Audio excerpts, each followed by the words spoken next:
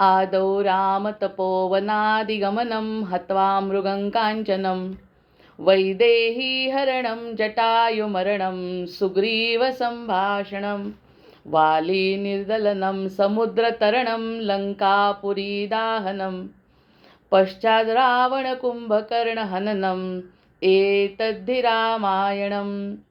आदिनारायणं विष्णुं ब्रह्मण्यं च वसिष्ठकम् आदिनारायणं विष्णुं ब्रह्मण्यं च वसिष्ठकम् आदिनारायणं विष्णुं ब्रह्मण्यं च वसिष्ठकम् सदा सर्वदा योग तुझा घडावा तुझे कारणी देह माझा पडावा उपेक्षू नको गुणवंता अनंता रघुनायका मागणे हीची आता शुका सारिखे पूर्ण वैराग्य जाचे वसिष्ठा परिज्ञान योगेश्वराचे कवी वाल्मिका सारिखा मान्य ऐसा नमस्कार माझा सद्गुरु रामदासा ब्रह्मानंदं परमसुखदं केवलं ज्ञानमूर्तिं ब्रह्मानंदं परमसुखदं केवलं ज्ञानमूर्तिं नेत्राने गुरुराजमूर्ती आपुली मी जे धवा पाहिली तू विष्णू शिव तूच दैवत मला तू तात तू माऊली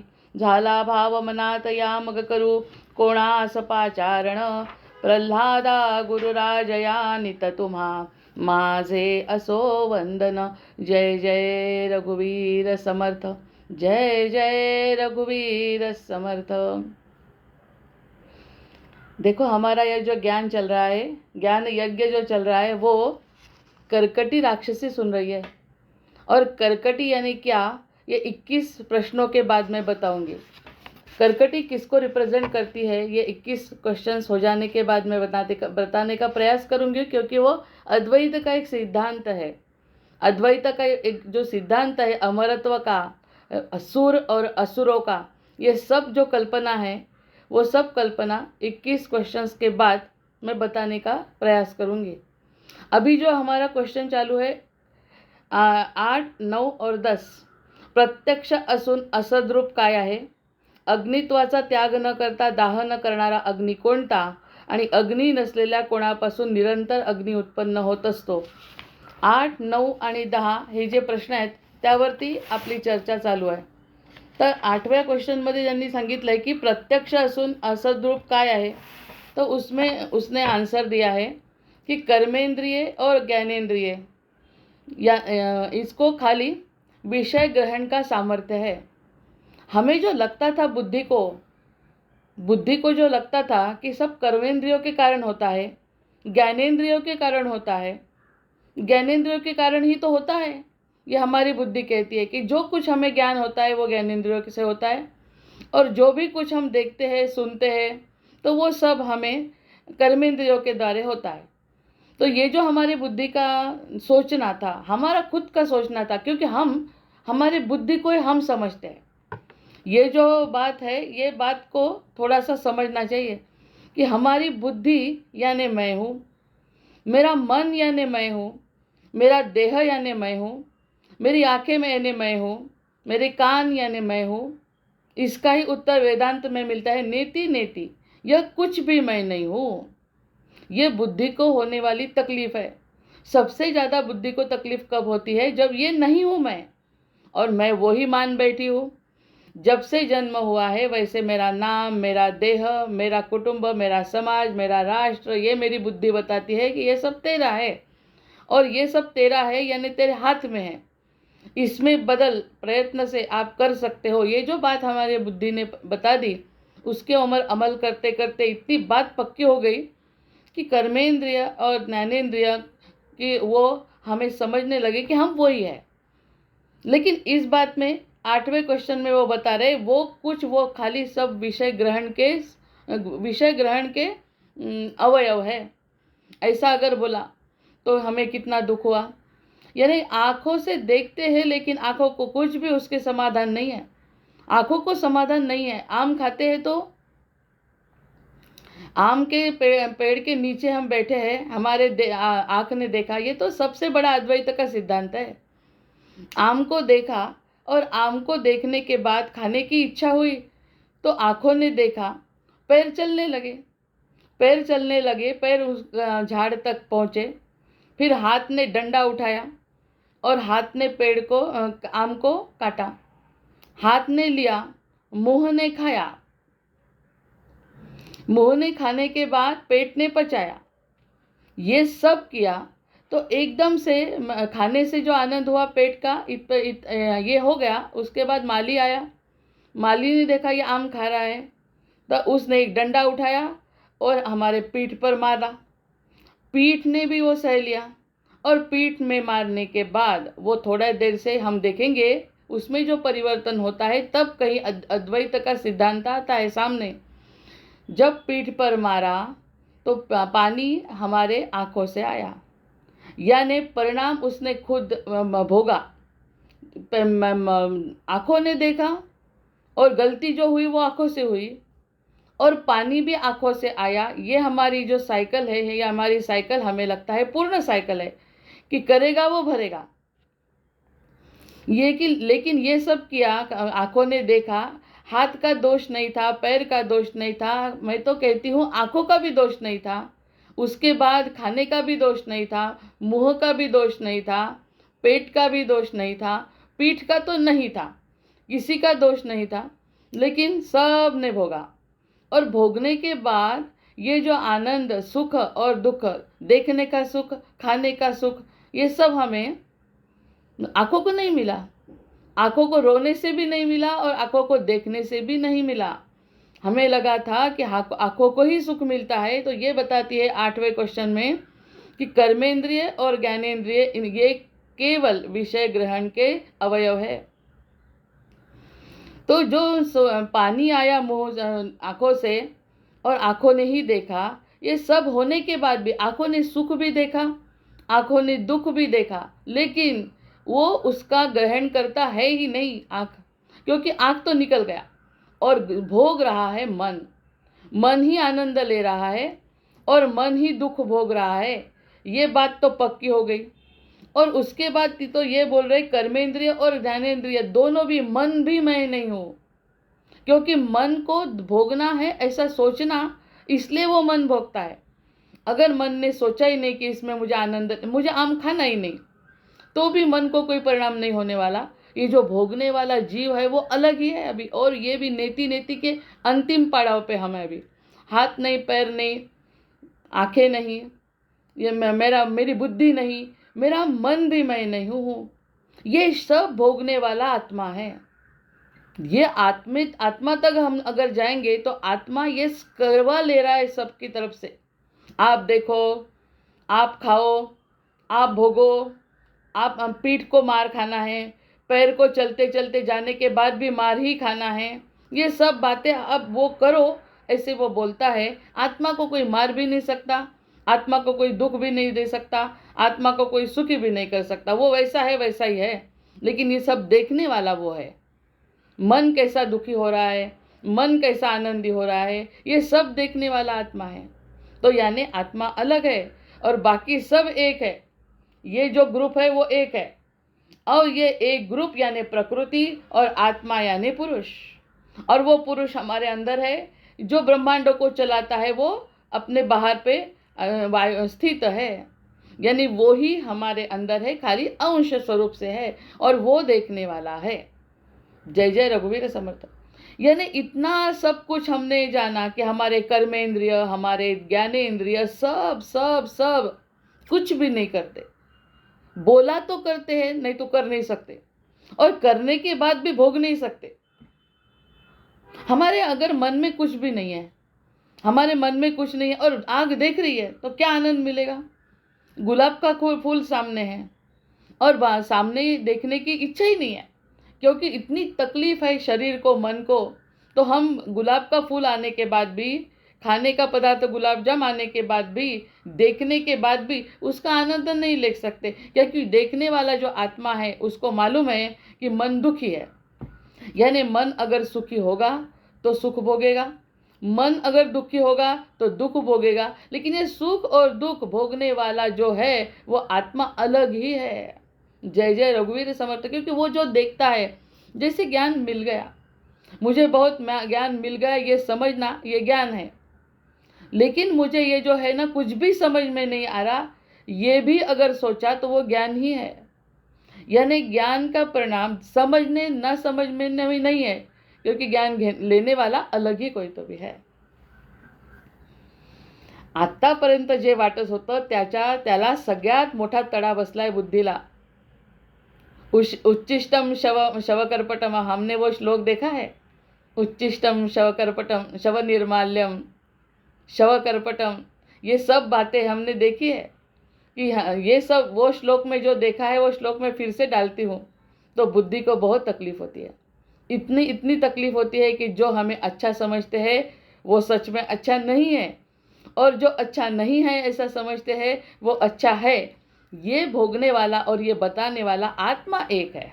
मन को कुछ भी लगे, बुद्धि को कुछ भी लगे, ये बात हमने 8वें क्वेश्चन में देखी। अब 9वें क्वेश्चन में वो बोल रहे की वो जो परमात्मा है त्या परमात्म्याच्या संविदेमुळेच अग्नीला सत्ता आणि अस्तित्व प्राप्त झाले आहे। देखो अग्नि जो है, अग्नि के स्वरूप क्या है? अग्नि का स्वरूप है नीचे है अग्नि जमीन पे, लेकिन उसका ऊपर जाने का मन है। हरदम वो ऊपर जाता है। जैसा पानी नीचे जाता है जैसा अग्नि ऊपर जाता है।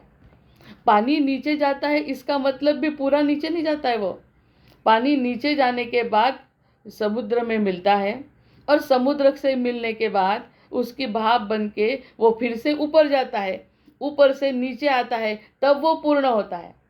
लेकिन दिखते समय हमें दिखता है कि पानी नीचे जाता है। ये एक ही भाग हमने देखा। जैसा उसका दूसरा भी उदाहरण है, हमें लगता है सूर्यास्त हो गया, लेकिन यहाँ सूर्यास्त हुआ, उधर सूर्योदय हुआ। यानी उसकी वो जो फेरी है वो उधर से फिर से इधर जब आएगा तब तक उसकी आधी फेरी उधर से हो रही है प्रदेश में। यानी उसकी पूरी संकल्पना जो है वो पूरा देखने के बाद, सूर्योदय के बाद उधर से सूर्योदय हुआ है, इधर सूर्यास्त हुआ है, तब हमें समझेगा कि वो पूरा हुआ है। अन्यथा जब तक हमारी बुद्धि ऐसे नहीं सोचती तो हमें लगता है इधर ही सूर्योदय हुआ और इधर सूर्यास्त हुआ, खत्म। ऐसा नहीं होता, वो खत्म हुआ ही नहीं है, क्योंकि वो खत्म करने के लिए वो पूरे ब्रह्मांड को सतत चक्कर लगाते रहता है दिन रात। हमें लगता है दिन रात, वो 24 घंटे नहीं, 48 आवर्स, जितने भी आवर्स है वो फिरते ही रहता है। तो ये जब बात में सामने आती तो अपूर्ण क्या है और पूर्ण क्या है इसकी संकल्पना थोड़ी स्पष्ट हो जाती है। वैसा ही हमें लगता है हम चले गए, लेकिन वो चले जाने वाला मैं नहीं हूँ। जो चले जाने वाला है वो शरीर है। लेकिन इसका मालूम होने के बाद भी अगर हमने उसका फ़ायदा नहीं उठाया तो चले जाएंगे, ये बात निश्चित है। अगर ये समझने के बाद भी हम चले गए तो चले जाना हुआ, अन्यथा नहीं जाएंगे, हम कहीं नहीं जाने वाले, क्योंकि हम थे, हम हैं और रहेंगे। ये जो हमारा स्वरूप है किसने दिया है? वो स्वरूप हमें भगवान परमात्मा ने दिया है।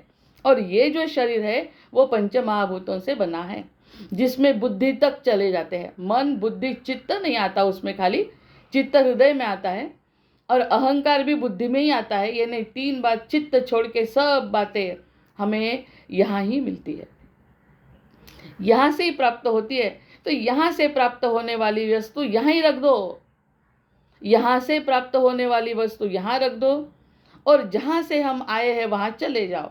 तो कभी जन्मे न थे और कभी मरने वाले नहीं थे। तो ये बात समझ में आ गई तो बहुत बड़ी हमें बात मालूम हो गई, बहुत बड़ी, यानी जीवन सफल ही हो गया। जहाँ की वस्तु वहाँ रखना, ये तो संसार का भी नियम है।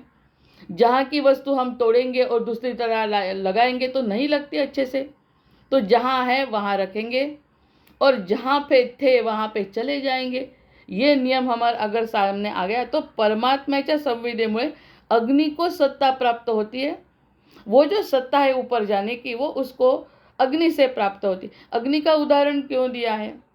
प्रत्येक ये जो बता रहे, वो जो संदर्भ ले रहे, उसको भी बहुत इम्पोर्टेंस है। अग्नि को क्यों लिया? क्योंकि अग्नि सत्य का रूप है, अग्नि प्रकाश का रूप है, अग्नि सूरज का रूप है। सूरज की तरफ उसको जाने की इच्छा है। हमें दिखता है खाली अग्नि, खाली नदी ही महासागर को मिलने का प्रयास करती है, ऐसी बात नहीं है। यहाँ पे अग्नि भी सूर्य को मिलने की प्रार्थना करता है और मिल भी जाता है। जब वो दिखता नहीं है, जब अग्नि उसकी ज्वाला जब दिखती नहीं, वो विलीन होती है आकाश में। आकाश में सूर्य तत्व है, और जमीन में जब पानी सागर में जाता है तो जल तत्व है।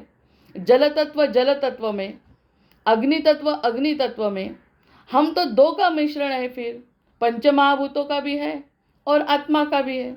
तो हम आत्मा का, आत्मा में, परमात्मा में जाना चाहिए आत्मा को, और जो पंच महाभूतों से बना है वो पंच महाभूतों में रहना चाहिए। वैसा तो प्रकृति करती है, ऐसा ही प्रकृति करती है। जैसा तन से प्राण निकल जाता है, वैसे ही वायु, अंदर का वायु बाहर चला गया, वो अंदर आया ही नहीं, यानी बाहर के वायु में मिल गया। तेज तत्व में मिल गया। वैसी व्यवस्था पृथ्वी ने कर रखी है, यानी पंच महाभूतों से बना हुआ देह पंच महाभूतों में समा जाता है। ये बात तो पृथ्वी ने कर दी है, पंच महाभूतों ने कर दी है। खाली वो जो आत्मा चैतन्य, उसका हमें करना है हिसाब। हमें जो हिसाब करना है कि पंच महाभूतों से परे जो आत्मा है उसका हिसाब करना है। वैसे पंच महाभूतों का हिसाब करके रखा है। दिखने कितना बोलने को है इसमें। हम देखते हैं कि अगर हमारा शरीर यहाँ पे रह गया, एखादा प्राणी अगर मर जाता है और शरीर रहता है, तो व्यवस्था प्रकृति ने कर रखी है। हम जहाँ नहीं जा सकते वहाँ प्रकृति खुद व्यवस्था करती है, और कभी भी गंदगी नहीं दिखती। वो बाकी जो पक्षी है उसको साफ कर देते हैं। साफ करने के बाद उसका भी अग्नि तत्व में विलीन होता है, जल तत्व में विलीन होता है। जैसे बॉडी सूख जाती है पूरी, और जैसा पृथ्वी में पृथ्वी तत्व समा जाता है। अगर उसने नहीं किया पक्षी ने, तो वो जो हमारा जो शरीर है उसका, वो पक्षी का, वो जो प्राणी का, तो वो भूमि में चला जाता है, कीड़े खा जाते हैं। ये सब व्यवस्था कर दी। नहीं तो नहीं अगर प्रकृति ने किया होता तो हमें कितनी गंदगी दिखती। तो ये सब तो अपने आप चल रहा है और हमें लग रहा है हम कर रहे हैं। अगर ऐसा हम कुछ नहीं कर सकते तो प्रकृति का चालू है। आत्म साक्षात्कार भावा, प्रकृतीचा खेळ कळावा। मुझे क्या लग रहा है, प्रकृति का खेल हमें समझ में आना चाहिए। और प्रकृति का खेल अगर समझ में आ गया तो कौन प्रकृति चल रहा है उसका भी खेल समझ में आ जाएगा। यानी अभी तक अगर प्रकृति का ही खेल नहीं समझे तो परमात्मा को कैसे समझेंगे। तो ये जो बातें चल रही है, तो वो पंच महाभूतों का जो शरीर है, वो शरीर उसकी विल्हेवाट बोलते हैं मराठी में, उसमें वो सब खुद कर सकता है। हमने किया नहीं किया तो भी, लेकिन जो क्वेश्चन रहता है वो आत्मा का रहता है ना। नहीं तो आत्मा का हम कुछ नहीं करेंगे। इतना अच्छा सा जन्म मिलने के बाद भी अगर हम कुछ नहीं करेंगे तो आत्मा फिर से आना ही है उसको। जब तक हम उसे मुक्त नहीं करेंगे, फिर से वो जन्म लेगा, फिर से वो प्रकृति में आएगा, फिर से पंच महाभूतों से एखादा शरीर लेगा। जैसे कर्म होंगे वैसा शरीर लेगा, और वो शरीर होने के बाद फिर से वही करेगा। लेकिन उस जन्म में हमें वो बुद्धि भी नहीं रहेगी कि हाँ ये हमें समझना है। इतनी बातें बड़ी है, तो वो कहाँ से अग्नि प्रज्वलित हुआ, कहाँ से अग्नि आता है। यानी हमें खाली लगता है कि पानी नीचे की ओर जाता है, लेकिन ये सब बातें अपनी अपनी जगह चली जाती है, अपनी अपनी जगह अपने आप खुद से नेचुरली चली जाती है। हमें ये बात तो मालूम ही नहीं थी। हमें खाली लगता है कि पानी जाता है, जो दिखता है वही हमें समझते हैं, लेकिन जो दिखता है उतना समझना नहीं है। जो दिखता नहीं वो भी समझने की प्रयास करना, ये बात आत्मा को बहुत अच्छी लगती है, बुद्धि को नहीं अच्छी लगती। बुद्धि को क्यों अच्छी लगेगी? क्योंकि बुद्धि को जो लगता है वो नहीं हो रहा है, और आत्मा को जो लगता है तो हो रहा है। यानी द्वंद्व संघर्ष कहाँ पे हुआ? बुद्धि और हृदय का। तो हृदय जीतना चाहिए और बुद्धि हारना चाहिए, तो ही हम जहाँ की वस्तु वहाँ रख सकते। अन्यथा इधर की वस्तु उधर तो ले नहीं जा सकते। यानी बुद्धि तो जा सकती नहीं, पैसा जा सकता नहीं, मान प्रसिद्धि सम्मान कुछ नहीं जाने वाला, तो उसके तरफ वो नहीं जा सकते। तो आत्मा को मुक्त करने की जवाबदारी हमारी है। तो अग्नि जैसा अग्नि की तरफ जाता है, पानी जैसा पानी की तरफ जाता है, और फिर से ऊपर जाके फिर से नीचे आता है। ये पानी का संकल्प किसके लिए है? प्रकृति के लिए है। वो जो प्रकृति का खेल है उसमें है। हम प्रकृति का खेल है क्या? अगर है प्रकृति का खेल, वो तो अंश रूप से हम आए, यानी प्रकृति का खेल है। लेकिन पानी भी जाता है, अग्नि भी जाता है, सब पांच महाभूत अपने अपनी जगह जाते हैं। हम खाली हमारे जगह नहीं जाते। हमें ऐसा लगता है ये सब मेरा है, इसलिए हमें पुनः यहाँ प्रस्थापित होना है और फिर से सुख और दुख भोगना है, ऐसी इच्छा है। सुख और दुख भोगना ऐसा भी नहीं लगता, अज्ञान। पूरा अज्ञान है कि हमारे जीवन की सफलता किस में है। इसलिए अग्नि का उदाहरण दिया है उसने कि अग्नि को जैसे पता चलता है, नहीं, अग्नि को देख के जैसे हमें पता चलता है अग्नि ऊपर जाता है, पानी नीचे जाता है, और जहाँ जहाँ जिसको जाना है वहाँ पर एकदम व्यवस्थित फिट बैठ जाते हैं सब लोग, और वहाँ जाके तृप्त भी हो जाते हैं। जैसे नदी सागर में मिल गई तृप्त हो गई, अग्नि आकाश में मिल गया तृप्त हो गया, हम भी वहाँ जाके ही तृप्त होने वाले हैं, क्योंकि हम भी उसका ही अंश है। प्रकृति और पुरुष ये दोनों का मिलन ही हमारा जीवन है। तो ये सब बातें बुद्धि को थोड़ी सी कठिन है। जहाँ की बुद्धि जहाँ रखना है ये बात उसको बिल्कुल समझ में नहीं आती। हमारी बुद्धि लेके हम बुद्धि के साथ परमेश्वर के पास जाना चाहते, वो हो नहीं सकता, क्योंकि परमेश्वर बुद्धि से परे है। ये बात समझने के लिए प्रकृति को समझा, प्रकृति को देखने के बाद समझा कि वो भी अपनी जगह जाते हैं, तो हमें भी अपनी जगह मालूम होना चाहिए। हमें तो बुद्धि है, वो बुद्धि का उपयोग करके हमें ये सब मालूम करना। ये बात राजा बताता है, ये बात अग्नि तत्व बताता है, क्योंकि अग्नि तत्व तेज तत्व है, तेज तत्व सूर्य तत्व है, और सूर्य आकाश तत्व है, और आकाश में विलीन होता है वो, और आकाश में विलीन हो जाने के बाद एकदम तृप्तता, शांतता, समाधान, क्योंकि जहाँ से मैं आया हूँ वहाँ मैं पहुँच गया।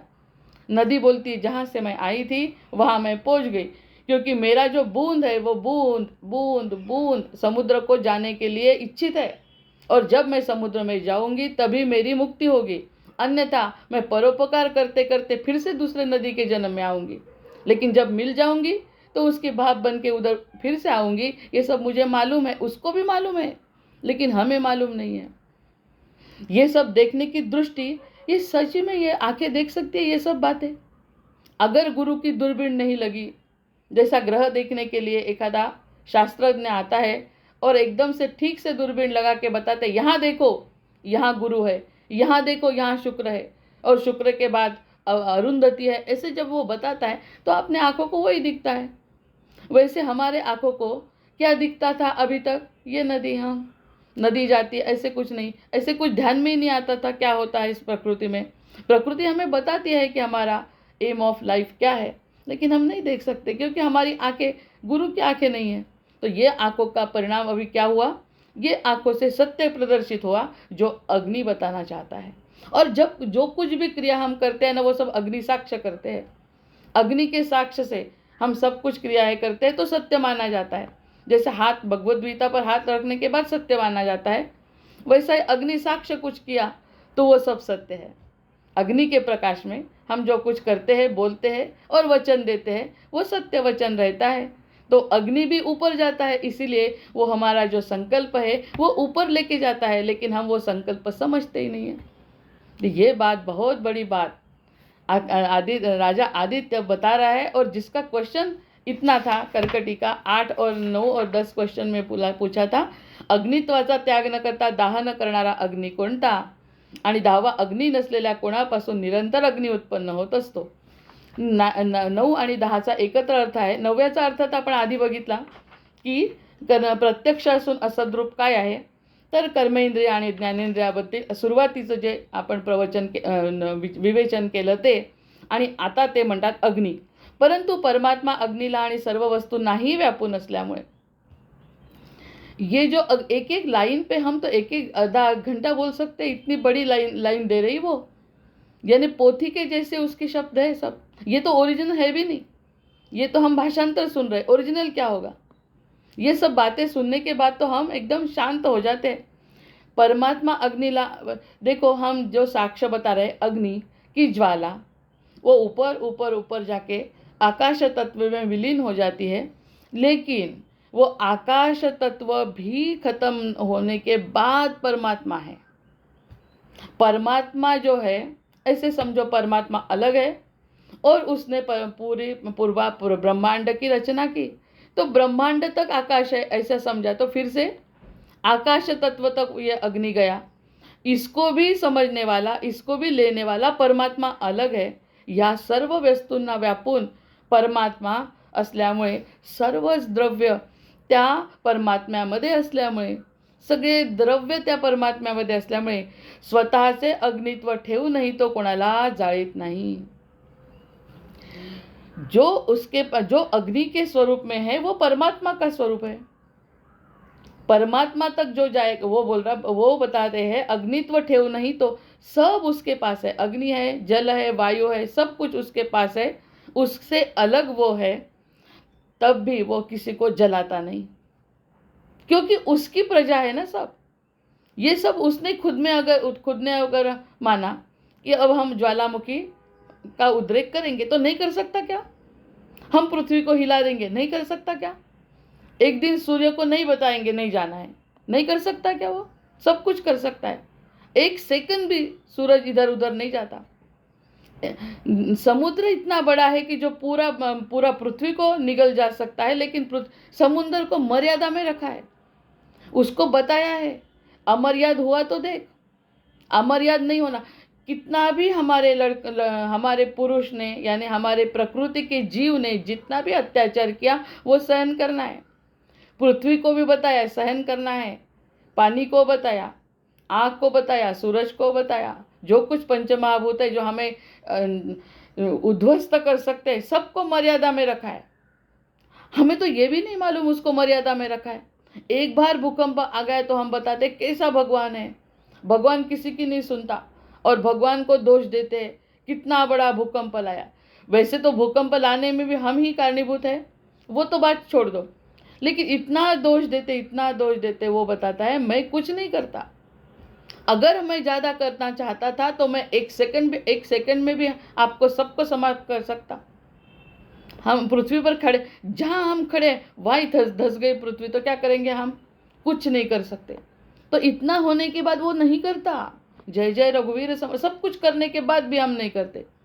ये बात भागवत में श्री कृष्ण के बारे में बताई है कि मैं सब कुछ करता हूँ, करने के बाद भी हक करता हूँ। ये कितने बार बताता है वो? क्यों किया, फिर लिया, क्या क्या किया? नहीं करना है मुझे आपके लिए। मैं तो नहीं करना चाहता, कुछ नहीं करना चाहता, सब कुछ करना चाहता, कर सकता हूँ, कर नहीं सकता हूँ, सब कुछ मैं कर सकता हूँ, लेकिन मैं नहीं करूँगा। ये मेरी इच्छा है। और मूल रूप में वो प्रेम से भरे है। ये बात तो हमें अगर सामने आ गई तो इसमें से हमें परमात्मा का स्वरूप स्पष्ट हुआ। अभी तक तो परमात्मा का स्वरूप ही स्पष्ट नहीं हुआ। परमात्मा को दोष देते देते हमारी जीवन बीत रहा है। तो परमात्मा कौन है, क्या है, मैं कौन हूँ, ये समझा ही नहीं, और फिर से बोले जा रहे ये वैसा वो वैसा, क्योंकि बुद्धि बताते जा रही, हम करते जा रहे हैं। ये सब हम करेंगे तो वो आगे का परमात्मा क्या है ये समझ में कैसे आएगा? तो अब समझ में आ गया, जो कुछ भी कर सकता है वो नहीं कर रहा है। क्यों रुकेगा? कलयुग पूर्ण होने के लिए नहीं मुझे रुकना, हमें तो अभी क्या, अभी पृथ्वी को हिला देना। एक उसमें दृष्टि डाली तो पृथ्वी हिल गई, एक दृष्टि डाली तो समुद्र बाहर आ गया। तो ये सब मर्यादा छोड़ के अमर्याद भागेंगे ये लोग सब। उसको पकड़े रखने की शक्ति उसकी है, और तभी भी बोलते दोष उसको।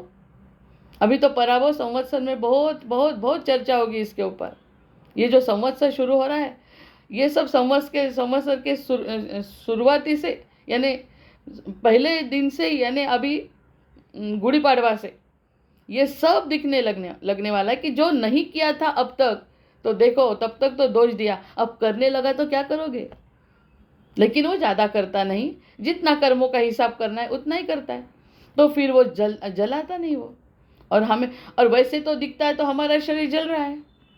अगर हमारा मरण हो गया तो जल रहा है। ये दिखना अलग है, होना अलग है। जय जय रघुवीर। जो दिख रहा है वो सत्य नहीं है, और जो नाही किती गहन विषय चाललाय हळूहळू, जसं काही समुद्राच्या आत चाललोय आपण असं वाटतं, किंवा आकाशात जातोय असं वाटतं। जो जलाता है लेकिन वो जलता नहीं, अभी समझ में आ गया? जलाता है लेकिन जलता नहीं, क्योंकि उसने जलाया, किसको जलाया? देह को जलाया। आत्मा जला क्या? नहीं। वैसा ये पूरा ब्रह्मांड का प्रलय हो जाएगा, लेकिन हो गया क्या? नहीं, क्योंकि फिर से वो आने वाला है वैसे कि वैसे। जैसा सूर्यास्त हुआ लेकिन उधर हो गया, ये बात खत्म होने वाली नहीं है। और हमें लगता है सब कुछ खत्म हो रहा है 100 साल में। 100 साल में हम देखते हैं कि एक दिन चले जाएंगे, हम मर गए। ऐसा कुछ भी होने वाला नहीं। प्रकृति का खेल समझो। प्रकृति का हम अगर अंश है तो ही परमात्मा का अंश है। प्रकृति का अंश हम मानने लगे। यानी इसमें जो बोलते हैं संत, भरला घनदाट हरि दिसे, ये बात स्पष्ट होती है इसमें कि सब तरफ हरि दिखता है। क्यों? क्योंकि कुछ भी खत्म होने वाला नहीं है। खत्म होना चाहते थे तो वो हमें भी कर सकते हैं और प्रकृति भी कर सकते हैं। वो नहीं कर रहे, ये बात समझो। वो नहीं करते, ये बात समझो। इसके लिए एक सादा उदाहरण है।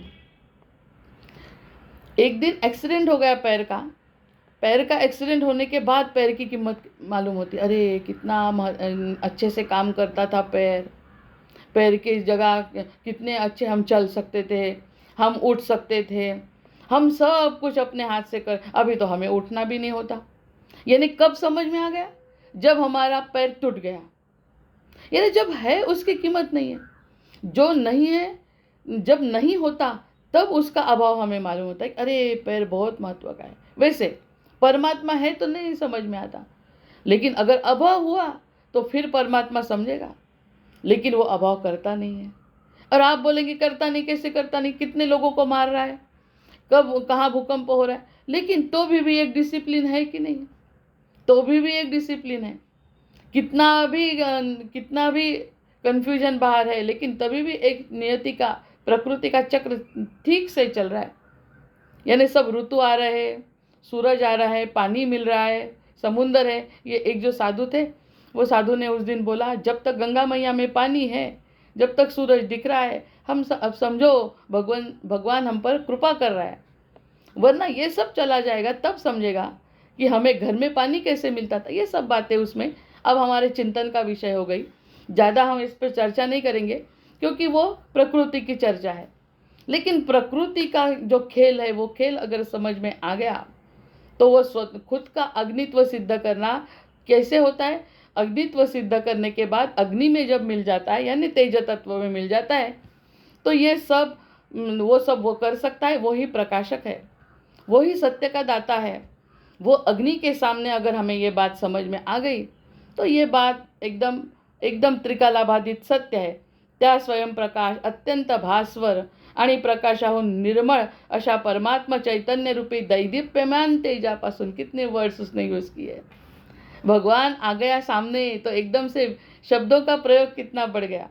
बता रहे वो कि जगातील सर्व द्रव्यांचा तो प्रकाशक है। जब ये कुछ दिख रहा है वो सब उसकी इच्छा से दिख रहा है। यानी हमारे आंखें नहीं देख रही, वो देखने वाला वो है और उसका भी प्रकाश वो है, इसलिए हम सब देख रहे हैं ना। तो वो सर्व द्रव्यांचा प्रकाशक आहे, तो स्वयं प्रकाश, तो अत्यंत भास्वर आणि आकाशाहून निर्मळ अशा परमात्मा चैतन्य रूपी दैदीप्यमान तेजापासून अग्नि उत्पन्न होत असतो। अग्नि का जो स्वरूप है वो वहाँ से लिया हुआ है। जैसा दिया पूरा है और वैसा ही दूसरा दिया भी पूरा है, वैसा अग्नि भी पूरा है। लेकिन वो पूरा होने के बाद भी पूरा होने की इच्छा है, इसलिए तो ऊपर जाता है तेज तत्व के पास। वो पूरा है इसलिए पूरे के पास जाता है। हम भी पूरे हैं इसलिए पूरे के पास जाना चाहिए। आत्मा यानी अग्नि का स्वरूप है, तेज का स्वरूप आहे सूर्य। आत्म्याचा कारक ग्रह कोणता आहे? तो आत्ता कळतो की नाही आपल्याला, की आत्म्याचा कारक ग्रह सूर्य आहे आणि मनाचा कारक ग्रह चंद्र आहे। मग चंद्र शांत शीतलता देऊन इकडे इडा पिंगला आणि सुषुप्ना या ज्या नाडीचं कार्य तेच आहे। चंद्र नाडी, सूर्य नाडी आणि एक न्यूट्रल, या 3 नाड्यांचा जसा उपयोग करून बुद्धीला शांत करणे म्हणजे चंद्र नाडी जागृत होणे आणि मग ज्ञानाची नाडी जागृत होणे म्हणजेच इडा पिंगलामधली इडा। तर या सगळ्या गोष्टी जर आपल्याजवळ आहे तर आपण त्या अग्नीचं स्वरूप नाही का? आहे, समजायला वेळ लागेल, पण पिंडी ते ब्रह्मांडी ही जी संकल्पना आहे ती सोपी नाही आहे। म्हणजे ती एक खरी आहे, ते सत्व खरं आहे। जो भी सब जलता हुआ दिखने के बाद भी कुछ नहीं जल रहा, क्योंकि पानी की मर्यादा पानी ने छोड़ी नहीं है। जब पानी की मर्यादा पानी छोड़ेगा तो महाप्रलय होगा, और महाप्रलय होगा तो समझेगा कि परमात्मा क्या है। वो टाइम समझने के पहले ही हम समझ गए तो, यानी पहले ही हमारा पैर नहीं है ये संकल्पना अगर मन में आ गई तो पैर का महत्व हमें अभी पता चलेगा कि पैर कितने। हमारे शास्त्रों में तो प्रत्येक अवयव का स्मरण करने के को बताया है। हम नहीं करते क्योंकि वो टेकन फॉर ग्रांटेड। पैर है, हाथ है, दृष्टि है, नाक है, कान है, जब चला जाएगा तब स्मरण करने से क्या फायदा। तो अभी ही स्मरण करो हाथ का, अभी स्मरण करो पैर का, लेकिन वो सब हाथ और पैर आत्मा के लिए है, बाकी सब कुछ काम के नहीं है, क्योंकि वो कुछ कर नहीं सकते। ये 6 क्वेश्चन में हमें देखा। ज्ञानेंद्रिय कर्मेंद्रिय कुछ नहीं कर सकते, लेकिन उसको करवा लेकर हमें जो समाधान मिलता है वो समाधान आत्मा को मिलता है। इस बात पर हमारी बुद्धि स्थिर होना बहुत बहुत बहुत आवश्यक है, तब कुछ हमें कुछ मिल सकता है। सूर्य इत्यादि प्रकाश गोलकांचा ही। सूर्य की सिंपल बात है कि बहुत सूरज जो सुबह निकलता है, दोपहर में ऊपर रहता है, शाम को उधर जाता है, फिर से परदेश में जाता है, फिर से उधर का काम करके इधर दिखता है 6 बजे। ये सब जो चलता है, ये जो प्रकाश गोल है, ऐसे एक ही है। रात को कितने चंद्रमा आहे, कितने चांदण्या आहेत, चंद्र आहे, आणि याच्या व्यतिरिक्तही न दिसणाऱ्या अनेक गोष्टी आहेत। ते सगळं प्रकाशमान, प्रकाश गोलांचाही तो प्रकाशक आहे, त्याचा सुद्धा प्रकाश आहे। सूर्य की संकल्पना करत असताना सूर्य को समझ लेना है ना, तो आत्मा को समझ लेना, यानी आत्मा को समझना यानी सूरज को समझना है। नहीं तो हम सूरज को समझे नहीं और आत्मा को तो समझे ही नहीं। आत्मा जैसा सूरज काम करता है वैसा ही आत्मा है हमारा। वो जो दिखता है वो दिख रहा अभी, लेकिन पहले था, अब है और बाद में रहने वाला है। ये बात अगर सामने आ गई तो इसको प्रकाशमान करनारा कौन है, फिर करने वाला कौन है? वही परमात्मा है। जैसा सूरज को प्रकाशमान करने वाला परमात्मा है, सूरज यानी हमारा आत्मा, और आत्मा को प्रकाश देने वाला, प्रकाश किसका? ज्ञान का। कौन सा ज्ञान? मैं कौन हूँ, कौन सा ज्ञान, वो कौन है, और सत्य क्या है। बस 3 गोष्टी सत्याला प्रकाशित करण्यासाठी सूर्याचा नियम बघितला तर तुम्हाला सगळं स्पष्ट होईल। म्हणून आपण म्हणतो, महाशिवरात्रीच्या वेळी म्हटलं होतं की रुद्राचा डोळा म्हणजे सूर्य आहे। रुद्राला समझाइए असेल, शिव को समझना है तो सूरज को समझना होगा, और सूरज को समझना यानी खाली ज्ञान सूर्य बोला जाता है, वो खाली ज्ञान के नेत्र से ही सुना जा सकता है, देखा जा सकता है, समझा जा सकता है। सादे नयनों से तो हम उधर देख भी नहीं सकते, सादे ये दृष्टि के सहारे हम उधर देख भी नहीं सकते। लेकिन अगर हमारी दृष्टि आत्मा में स्थिर हो गई तो सूरज क्या और आत्मा क्या, परमात्मा क्या, ये सब त्रिपुटी हमें ध्यान में आ जाएगी, ध्यान में आ जाएगी, समझ में आ जाएगी। समझा कुछ भी नहीं, लेकिन सब कुछ समझ गया। कुछ भी नहीं समझा और सब कुछ समझ गया। इधर सब कुछ समझा लेकिन कुछ भी नहीं समझा। जय जय रघुवीर समझ। प्रकृति का जो भाग है सब समझ गया, साइंटिस्ट बन गए, सब कुछ हो गया। देखो उदाहरण है इसलिए कि लड़के के बारे में कितना प्यार है ये हम बता सकते, लिख के बता सकते कि आई आपल्या लेकरावर किती प्रेम करते, गाय वासरावर किती प्रेम करते, त्याच्यानंतर सद्गुरु शिष्यावर किती प्रेम करतात, हम लिख के बता सकते हैं। हम उसके बारे में कुछ बता सकते हैं। हम महसूस तो जरूर कर सकते हैं, महसूस कर सकते कि मेरे माँ का कितना प्यार है, और माँ को भी महसूस होता है कि लड़के का प्यार कितना है। वैसे भगवान के बारे में महसूस कर सकते हैं, हम बता कुछ नहीं सकते। यानी वहाँ पंच महाभूतों से जो कुछ बना है वो छोड़ना पड़ता है। वो अगर नहीं छोड़ेंगे तो परमात्मा को कैसे पकड़ेंगे? परमात्मा को अगर पकड़ना है तो बुद्धि को छोड़ना पड़ेगा। बुद्धि यानी सर्वश्रेष्ठ साधन है पंच महाभूतों का। पंच महाभूतों का समझने के लिए बुद्धि सर्वश्रेष्ठ साधन है। मन को भी छोड़ दो, क्योंकि मन को बता नहीं सकते कुछ, मन को जो बताया वो करेंगे, पर बुद्धि को जो सर्च करना है, वो सर्च करने के लिए हम उसको फीड ही ऐसा डालना है कि सर्च क्या करना है, क्योंकि मैं कौन हूँ, वो कौन है, सत्य क्या है, बस इतना मुझे बता दें। ये जो अग्नि के सामने हमने अगर माना क्योंकि अग्नि है, ज्योत है, मैं हूँ, सद्गुरु है, लेकिन माना तब ना, मानो तो गंगा माँ हूँ, ना मानो तो बहता पानी। मानो तो गंगा माँ है, नहीं मानो तो बहता पानी है।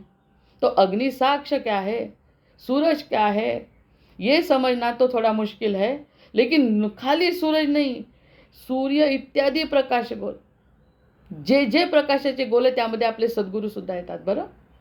त्या ठिकाणी सद्गुरू सुद्धा येतात, कारण प्रकाश गोलच आहेत ते।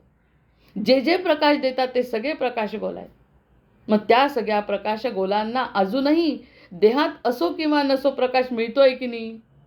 मग सूर्य असो की नसो, अंधाराच्या रूपात सूर्य असतोच. किती मोठं तत्वज्ञान बोलता बोलता कळते, जहां अंधेरा है वहां भी सूरज है, क्योंकि सूरज नहीं है इसलिए अंधेरा है. नहीं तो सूरज अगर वहां पे आ गया तो अंधेरा कहाँ है? सूरज का एक किरण से अंधेरा पूरा नष्ट हो जाता है. यानी सूरज का अस्तित्व अंधेरा है इसलिए हमें मालूम लगता है. जैसे पैर टूटा तो पैर का इंपॉर्टेंस है, देह जाने के पहले आत्मा है, इसका संकल्प हमें मन में दृढ़ करना है. ये सब बातें हम देखेंगे तो वो अग्निसाक्ष वचन है. ये 10 और 9 और 10 क्वेश्चंस तो पूरे आत्मा के, आत्मा यानी आत्मा का प्रकाश देने वाला परमात्मा का संबंध बता रहा है. और जो सिंबल लिया है वो सिंबल सूर्य का लिया है. गिरता हुआ पानी नहीं दिया उन्होंने, लेकिन वो दे सकते हैं, कुछ भी दे सकते हैं. गिरता हुआ पानी देंगे तो वो बोलेंगे, पूछेंगे हमें. यानी मेरे मन की संकल्पना है अभी. गिरता हुआ पानी अगर उन्होंने उदाहरण दिया होता, जैसे सूरज का दिया, गिरते हुए पानी का अगर दिया होता तो उसने पूछा होता कि गिरता हुआ पानी समुद्र में मिल गया, आपको हुआ क्या पूरा उसका जीवन? हाँ, हमें लगता है हुआ. गंगा सागर में जाके हम नहाते, गंगा सागर एक बार, सारे तीर्थ बार बार, गंगा सागर एक बार, उसमें भी नाचते हैं हम. नाचते हैं तभी भी हमें समझा नहीं. वो बोलते, शास्त्रकार पूछते, ये पूरा हो गया क्या? हम बोलेंगे हाँ पूरा हो गया. हमें तो पूरा समर्थ समाधान मिल गया जब गंगा सागर में चले गए, गंगा सागर में मिलन हो गया, गंगा भी तृप्त हो गई. वो बोलेंगे नहीं हुआ, आगे चलो, क्योंकि उसका पानी जब ऊपर जाएगा फिर से पानी के स्वरूप में जो आएगा वो उसका सच्चा स्वरूप है. ये जो मिल गया वो उसका जीवन है. मिल गया वो जीवन है, लेकिन जीवन चक्र सब खत्म नहीं हुआ उसका, वो तो फिर से आने वाली है. लेकिन ये प्रकृति में ठीक है. ऐसे भी यानी सूरज का उदाहरण दिया तो भी बता सकते वो, और मेरे मन से अगर हम पानी का उदाहरण लिया तो भी हमें वो ही स्पष्ट होता है, क्योंकि सत्य एक ही है, अद्वैत सिद्धांत एक ही है. कहीं कौन सा भी उदाहरण लो, अद्वैत एक ही है. तो ये सब जो हो रहा है वो प्रकृति में चल रहा है ना. वो प्रकृति में चलने वाला अत्योच्च सर्वोच्च ग्रह सूर्य है, जैसा हमारे शरीर में हमारा सर्वोच्च आत्मा है. इसका ही तो हमें पता नहीं. हमें लगता है आत्मा छोड़ के सब सच है.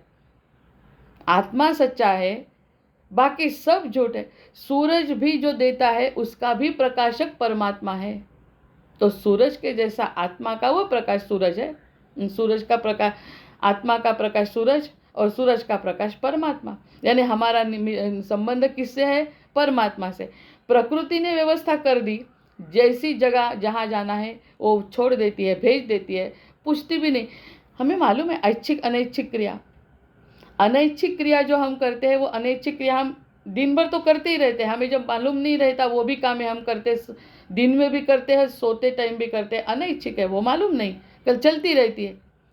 ऐच्छिक क्रिया और अनैच्छिक क्रिया वैसी. वो जो अनैच्छिक क्रिया है वो तो चल रही है. तुम्हारा देह गया तो देह का कुछ चिंता करने की जरूरत नहीं, वो जहां से लिया वहां पे भेज दिया. कितनी बड़ी बात समझ में आ गई. जहां से लिया वहां भेज दिया. अग्नि को अग्नि में विलीन कर दिया, वायु को वायु में, और पृथ्वी में शरीर को. ये सब बातें तेज में ये सब उसने कर दिया. रहा क्या बाकी? खाली आत्मा का प्रश्न है. वो आत्मा का प्रश्न अगर आपको समझ में आ गया तो प्रकृति को अलग न करके प्रकृति का खाली खेल समझना है बस. एक बार खेल समझ में आ गया तो हम आत्मा को मुक्त कर सकते हैं. क्योंकि आत्मा क्या बता रहा है, ये प्रकृति में मत उलझो.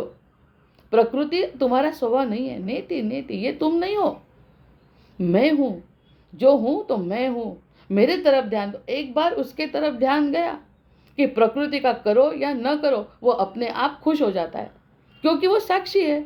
साक्षी से उसको आनंद मिलता है, क्योंकि इसने अच्छा काम किया तो उसे आनंद मिलता है, समाधान मिलता है. नहीं किया तो परिणाम भी भोगा तो उसको कुछ भी नहीं फर्क पड़ता, क्योंकि हमने किया तो भोगा. तो भोगने के बाद हमें तकलीफ होगी क्या, दुख होगा क्या, दोष मिलेगा क्या किसी को? नहीं. वही तो आत्मा का स्वभाव है. आत्मा बता रहा है कोई दोष देना नहीं, सुख नहीं, दुख नहीं, कुछ भी नहीं. आप हाथ से करो, आंखों से देखो. कर चरण कृतम वा कायजम कर्मजं वा श्रवण नयनजं वा मानसं वा पराधम विहितम विहितं वा सर्वमेतत् क्षमस्व जय जय करुणाब्दे श्री महादेव शंभो। और इससे आगे, आत्मा त्वं गिरिजामति सहचरा प्राणात् शरीरं गृहम् पूजा ते विषयोपभोग रचना निद्रा समाधि स्थितिः संचारः पदयो प्रदक्षिण विधि स्तोत्राणि सर्वा गिरौ यद्यत् कर्म करोमि तत्तदखिलं शंभो तवाराधनम। जो जो कर्म मैं करूंगी वो तेरी आराधना है। कर्म न करने के लिए बताया ही नहीं है।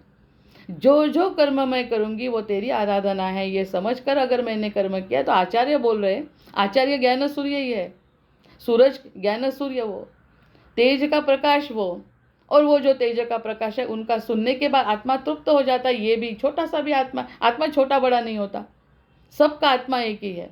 यानी वो आत्मा सत्य आत्मा के प्रकाश से आनंदी हो जाता है और वो बताता है जीव को पंच महाभूतों की जगह जगह जहाँ है वहाँ छोड़ दो। वहाँ पे अगर हम कुछ लेने का प्रयास करेंगे तो मैं दुखी होऊंगा और फिर से मुझे आने पड़ेगा। कृपा करो मुझ पर, छोड़ दो मुझे, मुक्त कर दो मुझे।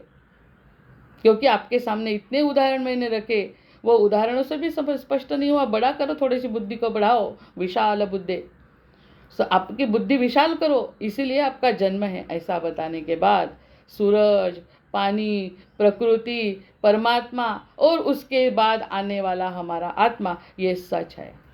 तो कौन पृथ्वी को गलत बताएगा, असत्य बताएगा? पृथ्वी सत्य है लेकिन वो सत्य नहीं है।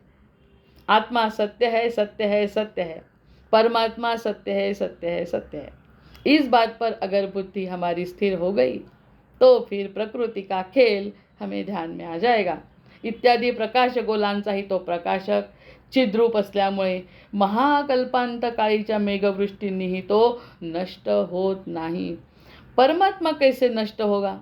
महाकल्पांत आ गया, अभी आने वाला समय बताएगा क्या क्या होने वाला है, लेकिन जिसको जाना है वही जाता है। देखो केदारनाथ का मंदिर के बारे में हम सुनते हैं, तो ये तो प्रकृति का खेल है खाली, उसमें केदारनाथ का पूर्ण स्वरूप है मैं बताना नहीं चाहती। परमात्मा केदारनाथ में भी अंश स्वरूप में है, तो भी इतनी बाढ़ होने के बाद भी वो उस टाइम वो जहाँ के तहाँ स्थिर रहा। किसने कैसे बच गया वो? तो ये बचना यानी कौन से भी प्रलय में आत्मा स्थिर है, आत्मा को कुछ भी नहीं होता, आत्मा परमात्मा को कुछ भी नहीं होता, कुछ हो ही नहीं सकता। जो कुछ होता है वो प्रकृति में होता है। जो भी जो और जिसको जिस जैसे कर्म है उसका फल भोगना है।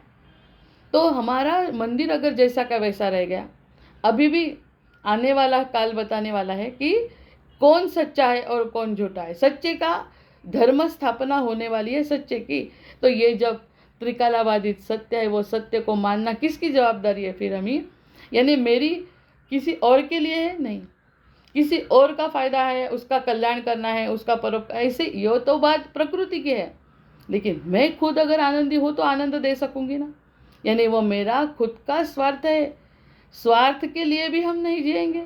हम अभी तक जो स्वार्थ में जी रहे थे वो स्वार्थ हमें फिर से जन्म लेने के लिए प्रवृत्त करता है। और ये जो स्वार्थ है, स्वधर्म पालन कर, कृष्ण म्हणतो स्वधर्म पालन कर। स्वधर्म म्हणजे तू कोण आहे ओळख, तुझ्या आनंदाचं कारण मी आहे, म्हणजेच तो माझ्या याचं कारण आहे हे जर कळलं तर महाकल्पांत काळीच्या किती मेघवृष्टी होणार आहे कल्पना करू शकतो आपण। तर त्या मेघवृष्टीतही त्याच्यातही तो नष्ट होत नाही, तसेच आपणही नष्ट होत नाही। जय जय रघुवीर समर्थ। आवाहनं न जानामि न जानामि तवार्चन पूजांचैव न जानामि क्षम्यतां परमेश्वर क्षम्यतां परमेश्वर क्षम्यतां परमेश्वर। जय जय रघुवीर समर्थ।